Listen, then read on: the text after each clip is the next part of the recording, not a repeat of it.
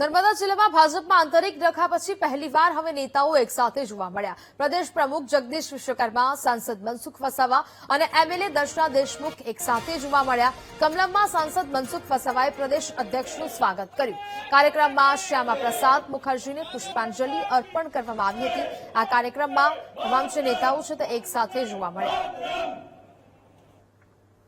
ભારતીય જનતા પાર્ટીના પ્રદેશ અધ્યક્ષ શ્રી જગદીશ વિશ્વકર્માજી પણ નર્મદા જિલ્લાની મુલાકાતે આવ્યા છે અને નર્મદા જિલ્લાની આ મુલાકાત દરમિયાન એમણે આજે નર્મદા જિલ્લાના કમલમ કાર્યાલય ખાતે ડૉક્ટર શ્યામા પ્રસાદ મુખર્જીને પુષ્પાંજલિ અર્પણ કરી છે અને એમણે ડેડિયાપાડાના અંતરિયાળ વિસ્તારમાં આજે એમને શાળા પ્રવેશોત્સવના કાર્યક્રમમાં જઈ રહ્યા છે અને વિદ્યાર્થીઓને એક મોટિવેશન મળી રહે અને વિદ્યાર્થીઓ પોતાના જીવનમાં ખૂબ આગળ વધે એ માટે એમનો આજનો પ્રવાસ શાળા પ્રવેશોત્સવનો આજે નર્મદા જિલ્લાના ડેડિયાપાડા તાલુકામાંથી થઈ રહ્યો છે।